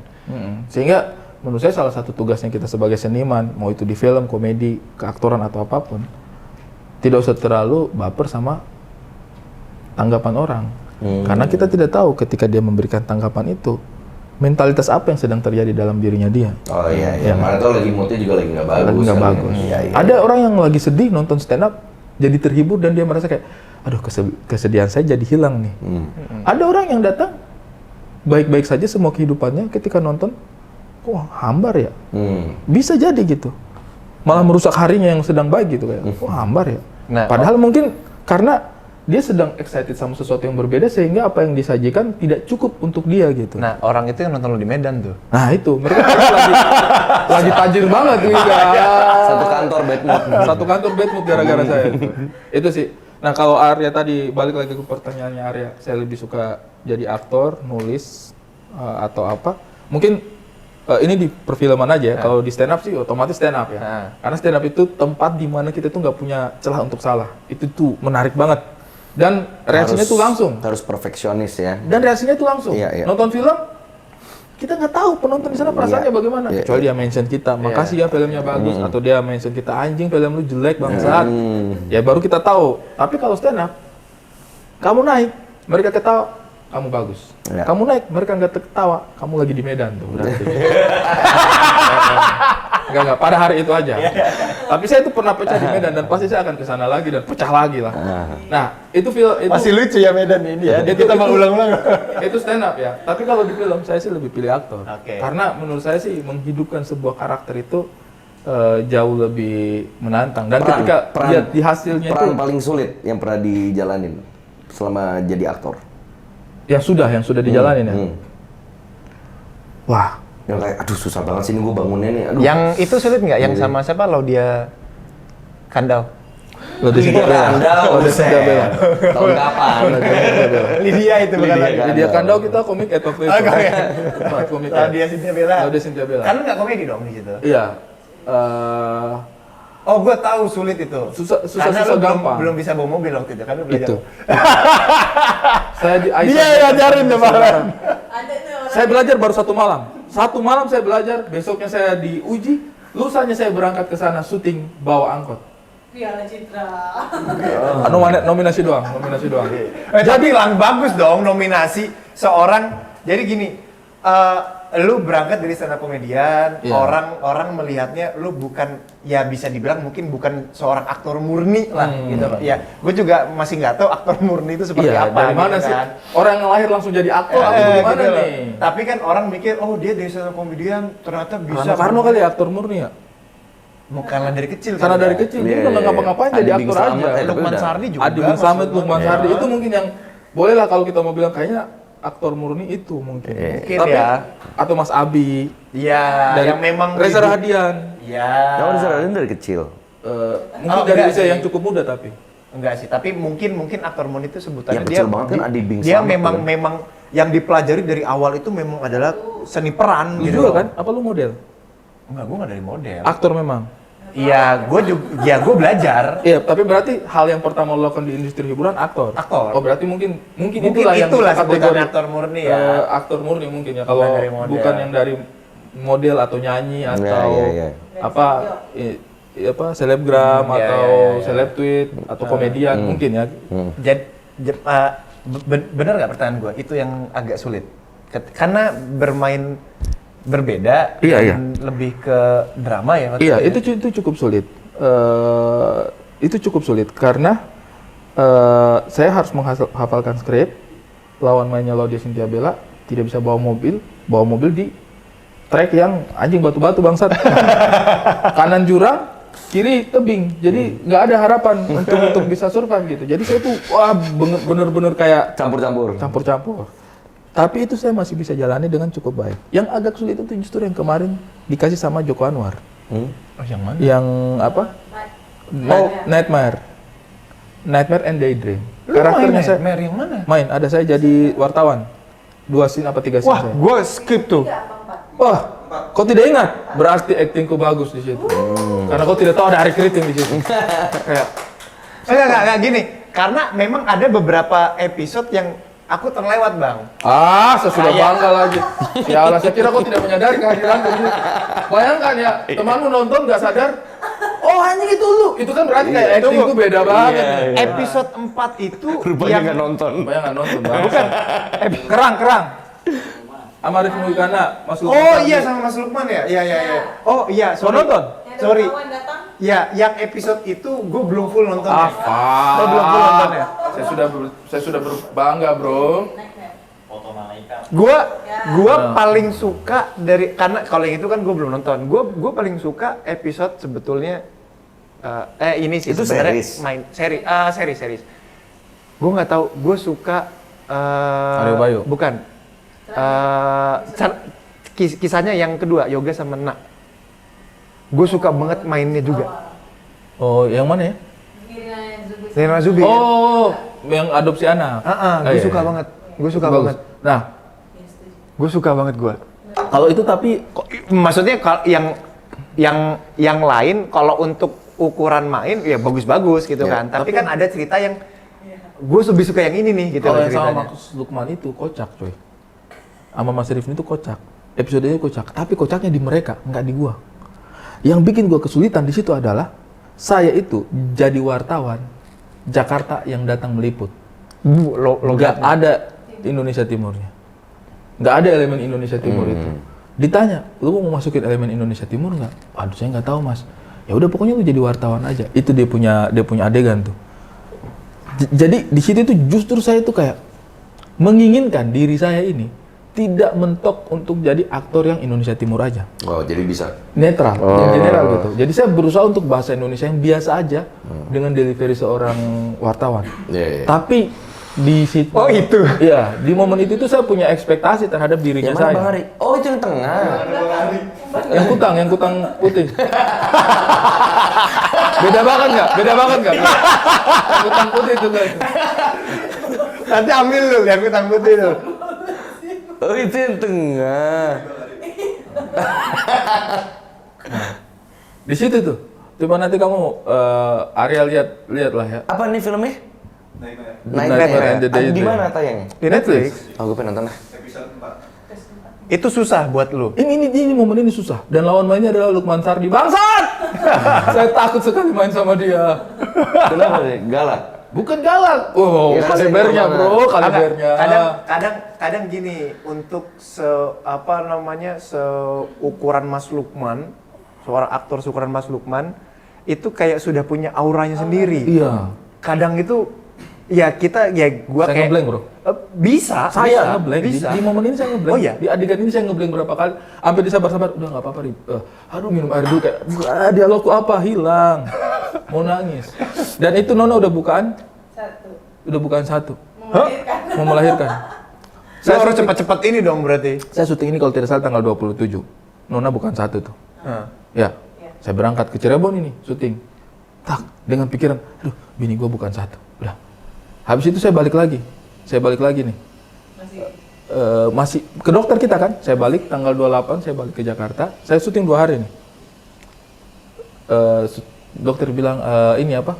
Masih bisa nih kalau mau pulang dulu. Saya bawa pulang lagi istrinya saya. Tanggal 30 saya pergi lagi syuting ini. Saya pergi lagi syuting ini. Acting lagi tuh. Teman-teman sudah tahu. Terus saya bilang, "Om, saya balik dulu deh. Ini saya punya anak ini sudah lahir. Doakan ya. Iya. Semangat. Saya balik, anaknya saya lahir besoknya. Balik. Jadi itu memang kayak momen yang pikirannya saya juga kemana-mana. Tapi ini yang bikin saya agak kesulitan sini adalah karena saya punya ekspektasi terhadap dirinya saya. Saya pengen keluar dari zona nyaman, saya pengen menjadi sesuatu yang berbeda gitu. Itu Khususnya beban. keluar dari Indonesia Timur ini. Saya membebani dirinya saya sendiri. Itu sulit. Tidak boleh melakukan itu. Sebagai seorang aktor tidak boleh membebani diri sendiri. Kita itu harus fokus pada karakter ini, goalsnya dia apa, tujuannya dia apa, bagaimana cara mendelivery dialognya. Cukup sesederhana itu aja. Saya membebani diriku sendiri. Oke, pertanyaan terakhir Bang. Ya. Berarti besaran dibayar jadi saudara apa aktor? Kalau total ya dengan energi dan jangka waktu yang kita gunakan. Enggak, kita ngomongin gini, satu-satu. Jangan kita ngomongin jadi Kalau untuk sutradara. kelasnya saya sutradara lah. Kalau untuk kelasnya saya. Enggak, gini dong. Kalau apa namanya, kalau ngomongin sutradara, kalau kita compare dalam setahun ya, gue mungkin cuma bisa ngerjain 2. Tapi kalau jadi aktor gue bisa ada 8. Ini satu-satu ya, satu-satu ya. Nah. Untuk saya pribadi nih, sutradara. Karena saya bukan aktor yang utama untuk dibayar mahal. Bayaran saya ecek-ecek kalau Tapi aktor. Netflix mahal dah. Enggak juga gitu. Big Four mahal dah. Kan mau yang kedua. Beli. Udah, yang pertama sukses, yang kedua mahal loh. Ada deal belum? Enggak. Enggak sih. Kalau untuk saya pribadi sih, kalau satu-satu ya, saya menyadari lah pos saya sebagai aktor itu di mana gitu. Jadi lebih banyak di Udah ada Bang, sutradara. film yang jadi aktor utama, pemeran utama? Saya. Big Four peran utama. Tapi rata-rata saya itu ini bareng sama yang lain. Iya, Nggak tapi pernah kan yang sendirian sendiri, jadi ya. aktor utama itu enggak. Paling Comiket, Big Four gitu Yang gitu lah. ramean-ramean. Yang ramean-ramean. Kita bikin lu peran utama sama Indah. Wis. Iya dong. Judulnya Ilmu Hitam. Korban Bawa ilmu lo. hitam, korban Ilmu Hitam. Bisa, Iya. boleh tuh. Iya kan? Boleh deal? Ini Ini ada. Saksi ya, saksi. Produser. Ya, produser dong. Produser. Ya, bisa. Katanya mau jadi sutradara kan? Iya. Harus Dari situ bersinggungan dulu. langsung. Iya, benar. Bisa, Amin, Sir. amin. Iya, bersinggungan aja dulu sama film. Kalau mau jadi sutradara bersinggungan sama film. Siapa tahu ternyata lebih nyaman di produser karena kita tuh butuh banget produser. Indonesia tuh bukan hanya sutradara, aktor sama produser itu juga penting. Iya nggak sih? Tapi gue Knowledge-nya pikir penting. kayak lu bisa jadi produser.